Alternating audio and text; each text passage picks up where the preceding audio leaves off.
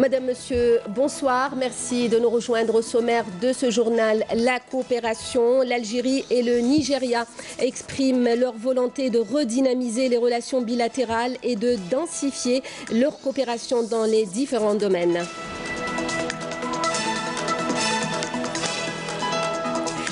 Réunion de haut niveau des parlements du groupe de dialogue de l'Ouest de la Méditerranée des 5+5, une réunion à la veille de la conférence des ministres des Affaires étrangères du dialogue des 5+5 à Alger.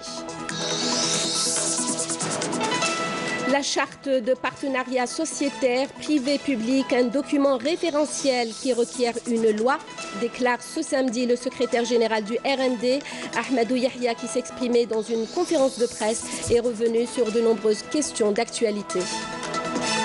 L'agriculture dans le sud, à suivre un reportage sur la culture de l'olivier dans la région de l'Outaïa, à Biskra.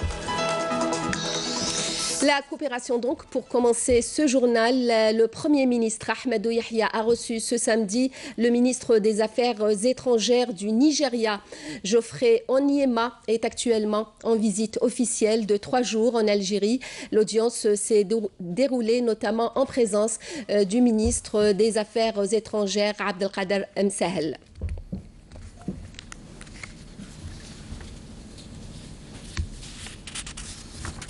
Abdelkader Msahel, le ministre des Affaires étrangères, a tenu aujourd'hui aussi au siège de son département une séance de travail avec son homologue du Nigeria, Geoffrey Onyema. La séance de travail s'est déroulée en présence des membres des 2 délégations. La visite du chef de la diplomatie nigériane s'inscrit dans le cadre du renforcement des relations stratégiques qui existent entre l'Algérie et le Nigeria. La coopération multiforme et les moyens de donner une nouvelle impulsion aux relations bilatérales est au cœur de ces entretiens. Écoutez à ce propos les déclarations des 2 ministres.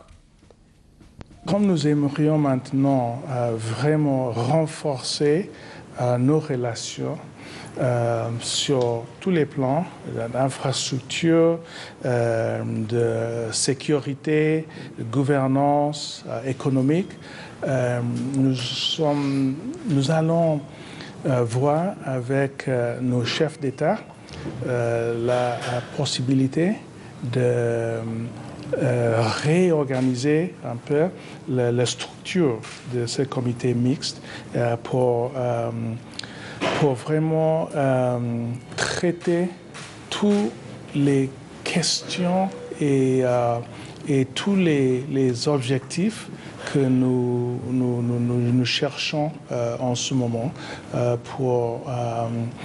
pour nous rapprocher beaucoup plus.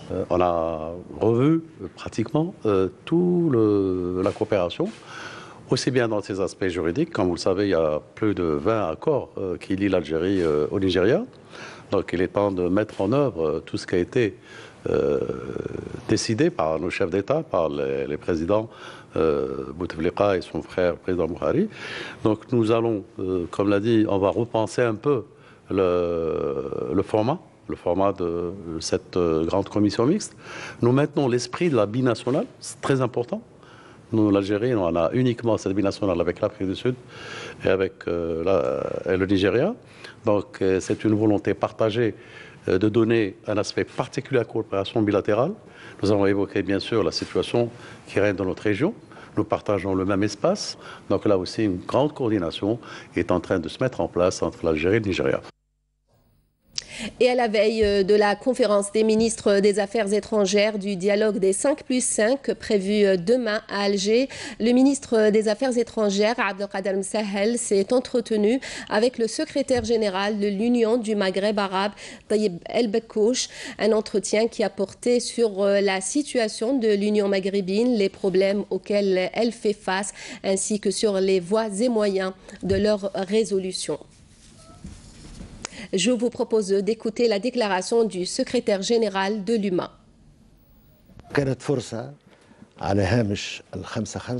Je me suis entretenu en marge de la réunion des 5+5 avec M. Messahel sur la réalité de l'Union du Maghreb arabe et ses défis actuels. Nous avons échangé les points de vue sur cette question et sont parvenus à la nécessité de promouvoir l'action maghrébine commune.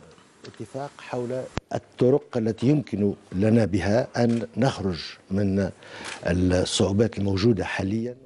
Le ministre des Affaires étrangères, Abdelkader Msahel, s'est entretenu ce samedi aussi avec son homologue mauritanien, Isselko Ould Ahmed Izid Bey. Les deux ministres ont à cette occasion examiné l'agenda retenu pour la conférence des ministres des Affaires étrangères du dialogue des 5+5. La 14e conférence des ministres des Affaires étrangères du dialogue des 5+5 se tient donc demain à Alger. Ce rendez-vous sera coprésidé par le ministre des Affaires étrangères Abdelkader Msahel et son homologue français Jean-Yves Le Drian. Cette réunion sera entre autres l'occasion d'échanger sur des questions régionales, notamment celles relatives à la sécurité, la lutte contre le terrorisme, la déradicalisation et la migration. Et à la veille de cette rencontre s'est tenue aujourd'hui au Centre international des conférences la 7e réunion de haut niveau des parlements du groupe de dialogue de l'Ouest de la Méditerranée. Jazia Bayou. Sous le thème « L'Ouest de la Méditerranée, consolidation du développement socio-économique global, partagé et durable pour relever les défis communs à la région », les parlementaires du groupe de dialogue de l'Ouest de la Méditerranée 5+5 se sont réunis pour débattre des questions liées étroitement au sujet principal, à l'image des défis sécuritaires et socio-économiques dans l'Ouest de la Méditerranée.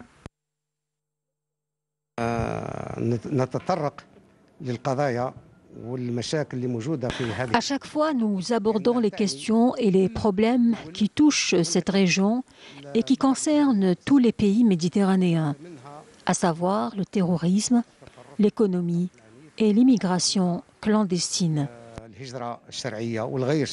C'est une formule qu'on a pour discuter des problèmes spécifiques de la sous-région du Méditerranée occidentale, qui sont les mêmes de tous les Méditerranéens, mais sont d'une façon les mêmes, mais d'autre façon des problèmes spécifiques.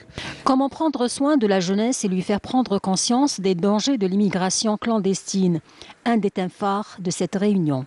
Il faut soigner notre jeunesse commune, vos jeunes, les nôtres, les binationaux. La problématique, évidemment, on le sait très bien, de la migration clandestine, de la désespérance, de toute cette jeunesse qui est commune et qui finalement n'a pas de futur. Et donc il faut y travailler absolument conjointement, je veux dire, que ce soit sur notre rive à nous, sur la vôtre. Cette réunion qui intervient à la veille de la tenue de la 14e réunion des ministres des Affaires étrangères de ces pays s'est soldée par une série de recommandations et de mécanismes de suivi. La conférence de presse ce samedi du secrétaire général du RND à l'issue de la clôture des travaux de la 4e session ordinaire du Conseil national du RND. Face à la presse, Ahmed Ouyahia a évoqué de nombreux sujets d'actualité, la situation financière du pays, le problème des résidents en sciences médicales, les prochaines élections présidentielle de 2019, mais aussi il est revenu sur la charte de partenariat sociétaire privé-public, un document référentiel qui requiert une loi, a déclaré le secrétaire général du RND. Le président a tranché, a-t-il dit. Je vous invite à l'écouter.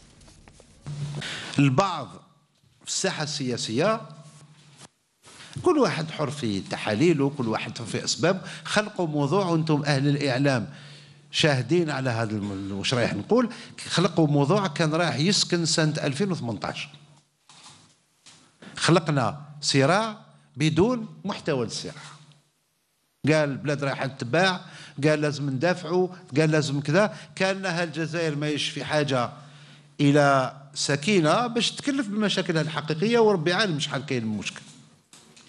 سيادة رئيس الجمهورية في الحكمة تاعو طلع تعليمة اللي تقول أن المنطلق بموافقة الرئيس، كنت ذكرتكم أن المنطلق بموافقة مجلس الوزراء والمنتهى بموافقة رئيس الجمهورية، وكانت الأمور هكذا. الحمد لله رجعت السكينة في البلاد. قال لك الحمد لله. Maintenant on est tranquille. On dit on me bombarde parce que j'ai des ambitions. J'ai répété et répété et répété que je ne serai jamais candidat contre le président Abdelaziz Bouteflika. Si le président Abdelaziz Bouteflika demain veut aller à un 5e mandat, il est définitivement établi que je serai à ses côtés au moins pour 2 raisons. Si je l'ai soutenu 4 mandats, et donc convaincu qu'il fait un bon travail pour le pays, je vais venir au bout du 4e mandat dire non, non, non, il s'est trompé, ben, j'aurai une drôle de tête. Nous avons appris le décès aujourd'hui de l'universitaire Moudjahed et ancien journaliste Zahir Ihdaden, décédé ce samedi à l'hôpital Ain Adja à Alger des suites d'une longue maladie. Il avait 89 ans. Dans un message de condoléances à la famille du défunt, le président de l'ARAV a rappelé le parcours exceptionnel de Zahir Ihdaden dans la construction de l'édifice de la presse, de l'information et de l'audiovisuel dans notre pays et son apport aussi à l'université algérienne.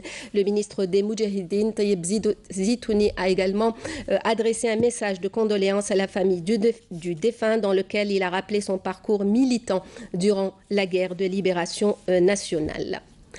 Lutte antiterroriste et grâce à l'exploitation efficiente de renseignements, des détachements de l'armée nationale populaire ont arrêté hier 2 éléments de soutien au groupe terroriste à Oran et à Sétif. C'est ce qu'annonce aujourd'hui le ministère de la Défense nationale.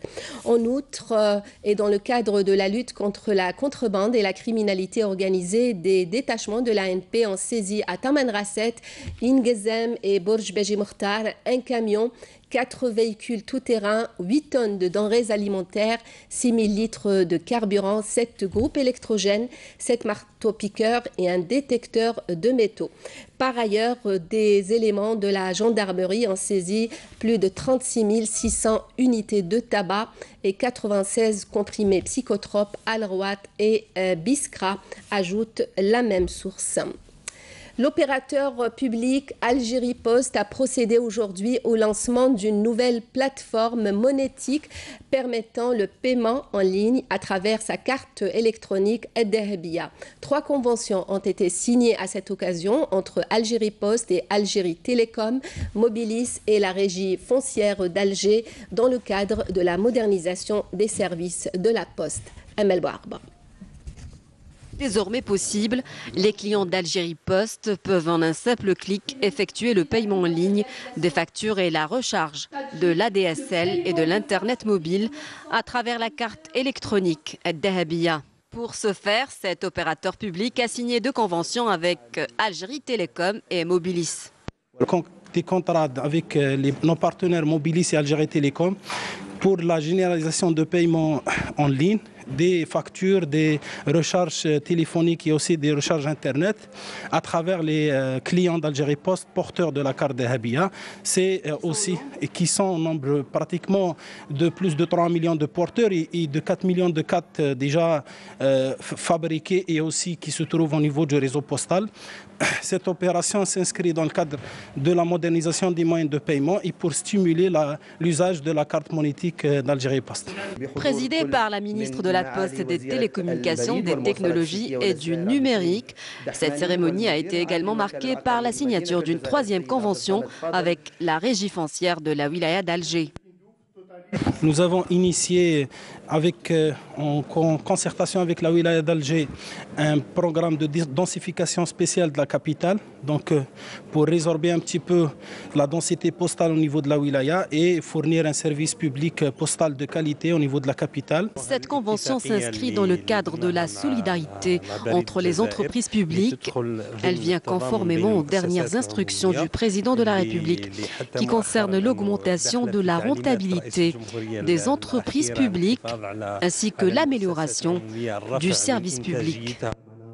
Notons enfin que la ministre a saisi cette occasion pour honorer le secrétaire général de l'Union panafricaine des postes, Younous Djibrine.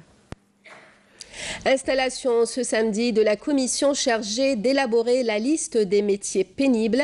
Cette commission d'experts est chargée en effet de définir la liste des postes de travail présentant une haute pénibilité et les durées d'exposition minimales ouvrant le droit à l'abattement de l'âge de la retraite. La cérémonie d'installation a été supervisée par le ministre du Travail, de l'Emploi et de la Sécurité sociale, Mourad Zemali. Je vous propose de l'écouter. Il ne faut pas se précipiter. On ne doit pas, surtout ce genre de texte, on prépare des textes pour les générations à venir. Il ne faut pas se précipiter et élaborer des textes, surtout quand les textes dont ils ont une partie scientifique et technique, puis une partie négociation. Donc il faut prendre le temps pour préparer des textes complets qui prennent en charge le maximum de paramètres, de critères. Pour cela, moi, je n'ai pas voulu mettre une contrainte devant cette commission de délai. On va leur laisser le temps, parce qu'il y a un travail technique qui doit être terminé. Puis, il y a la deuxième partie, c'est les négociations, la concertation avec les différents partenaires.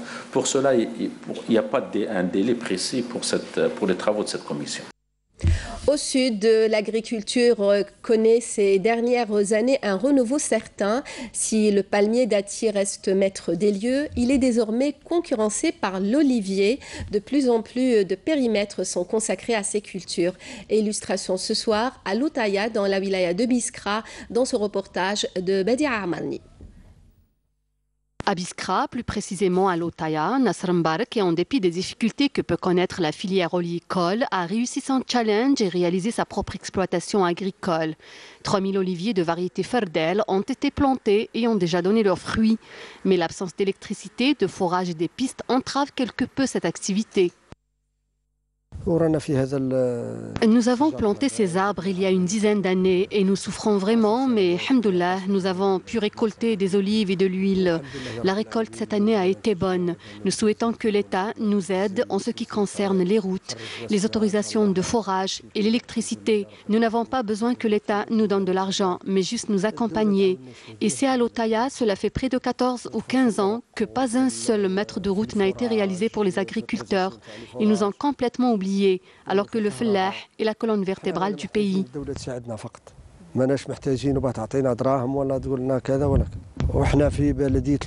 Bien que ce secteur d'activité soit parsemé d'embûches, Amim Mbarek, en véritable professionnel, parvient à réaliser ses objectifs grâce notamment à sa persévérance. Ceci étant, il pose le problème crucial de la concession et de la mise en valeur des terres agricoles. Notre problème est le suivant. Alors que les 10 wilayas du sud dans Biskra sont normalement concernés par la mise en valeur des terres agricoles, ici, on nous parle de concession. Nous souhaitons que l'actuel Wali prenne en charge ce dossier. Vous voyez, j'ai 3000 oliviers. Cela fait 15 ans que je souffre pour réaliser cet investissement. Si on applique la concession, je laisse tout tomber. À Biskra et bien d'autres régions du sud du pays, tout pousse, pour peu que les moyens soient au rendez-vous. Au plan industriel, nous nous intéressons ce soir à l'usine de fabrication de batteries de véhicules. Créée il y a à peine 2 ans, cette usine implantée à Ombouegui arrive déjà à produire 500 000 unités. Mona Nawel Hamoudi. La production de batteries de voitures et de camions, une industrie en plein essor en Algérie. Créée il y a à peine 2 ans de cela dans la wilaya de Oumlebouari, l'usine de fabrication de batteries Fabcom vient complémenter les nombreux projets de montage de véhicules qui émergent dans notre pays. Au départ, nous produisions 150 000 batteries. L'extension de l'usine nous a permis de porter la production à 300 000 batteries en 2016. Grâce à une deuxième extension, nous produisons jusqu'à 500 000 batteries.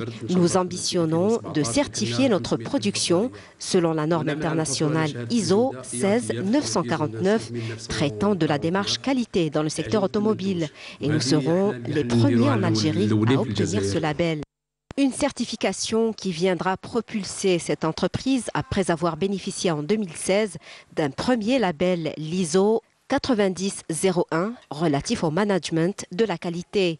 Un succès réalisé grâce aux efforts continus du personnel de l'entreprise au nombre de 100 employés. 2018, on va passer à 750 000 batteries, Inch'Allah. Ça va demander encore du personnel. Inch'Allah, راح نفوتوا ال 200 عامل. العمال تاعنا طبعا يستفادوا من ضمان تام. Ils sont équipés avec tous les équipements que nécessitent l'hygiène et la sécurité. Autant de défis restent à relever par cette jeune entreprise en passe de conquérir les marchés internationaux à travers l'exportation éminente de sa production. On arrive au sport football. Le CS Constantine consolide sa première position au classement général grâce à sa victoire aujourd'hui face à son voisin pour le compte de la Ligue, le DRB Tendjnent, 2 buts à 0. 2 buts à 1 pour le compte de la 17e journée du championnat de Ligue 1. Sur le même score, le Nehd Husseindé a surpris l'USM Alger dans le derby algérois qui s'est joué au stade du 5 juillet. De son côté, le Mouloudia d'Oran a battu le Paradou AC sur le score d'un but à 0. Par ailleurs, l'OM Médéa s'est incliné à domicile devant l'USM Belabès par 1 but à 0 en match. Et en ce moment se joue le match entre l'Entente de Sétif et le Mouloudia d'Alger. Les deux équipes sont à 1 but partout.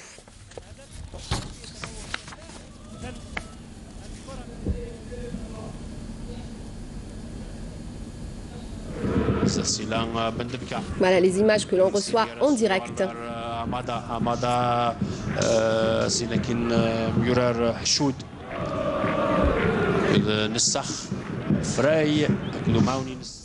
Voilà qui termine ce journal, le rappel des principaux titres.